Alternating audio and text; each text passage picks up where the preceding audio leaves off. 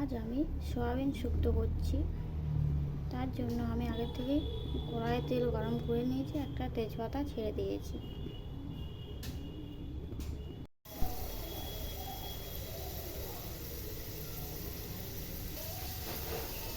দেখতে পাচ্ছি এখানে আমি আগে থেকে ফোড়ন তেজপাতা দিয়েছিলাম, লাল লাল করে আলুটা বেশ ভাজা হয়ে গেছে। এরপরে কলা, বেগুন, গাজর নিরামিষ সবজি ভেঙে রেখেছিলাম, সেই সবজিগুলো এখানে দিয়ে দেবো।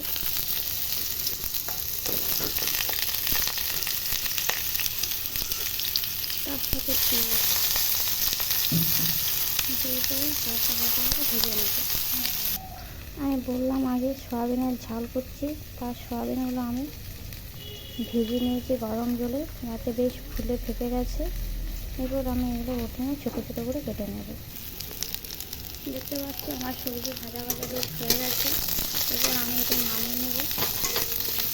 কড়াইয়ে সামান্য পরিমাণ তেল দিয়ে দিয়েছি। এরপরে যে সিদ্ধ করে রাখা সয়াবিন ছিল সেগুলো ভেজে নেব।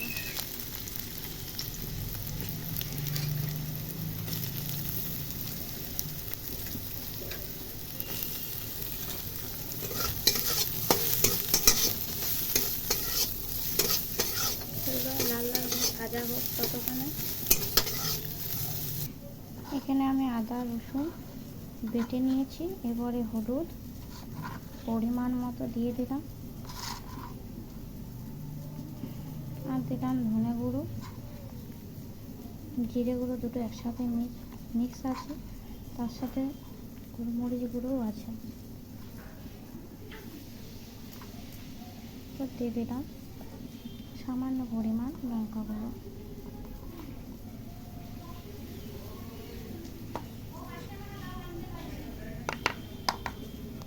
দেখতে পাচ্ছি আমার সয়াবিনটা বেশ লাল লাল ভাজা ভাজা হয়ে গেছে।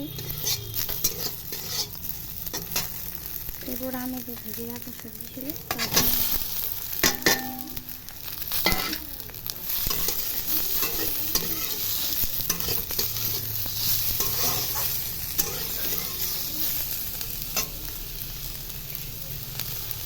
আমি মশলাটা অ্যাড করলাম।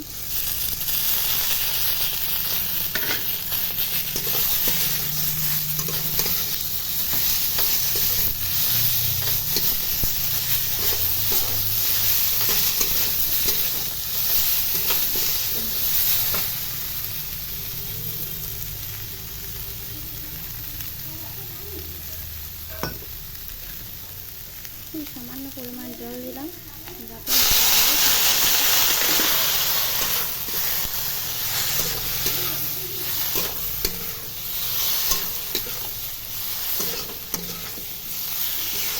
মশলাটা সবজি ভাজা হয়ে গেছে।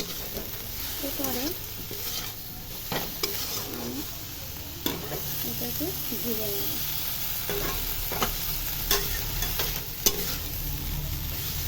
চলো ততক্ষণ আমার ভাজা হোক। আমার সবজিটা বেশ হয়ে গেছে ভাজা ভাজা। এরপর আমি এটা জল অ্যাড করে দেব।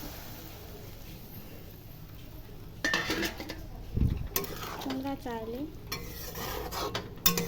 বরবটি, বিনস, বিট এসব অ্যাড করতে পারো, যেগুলো আমাদের থাকেনি, তাই আমি কাঁচকলা, গাজর আর বরবটি দিয়ে করেছি, আর রয়েছে বেগুন। সত্যি বলছি এই সবজিটা খুবই সুস্বাদু, একটা সেন্ট বেরোচ্ছে। এই তরকারিটা খুব পুষ্টিকর, কারণ এটা কাঁচকলা রয়েছে, গাজর রয়েছে, প্রোটিন সয়াবিন রয়েছে, আর খেতেও খুব টেস্টি হবে আর দেহের জন্য খুবই উপকারী। এরপর আমি পরিমাণ মতো নুন দিয়ে দেব।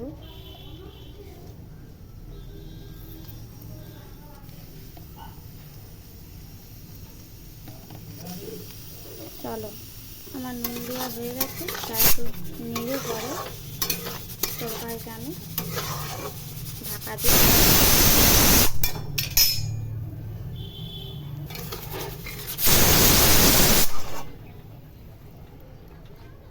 আমি আরও একটু জল দিয়ে দিলাম, যাতে তরকারিটা একটু ভালো করে সেদ্ধ হয়ে যায় এবং আমি ঢাকা দিয়ে দেবো।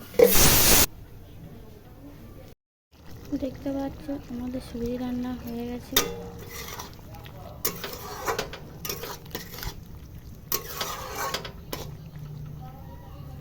কালারটা বেশ সুন্দর সুন্দর হয়েছে দেখতে। চলো এবার এটা আমি নামিয়ে নিই।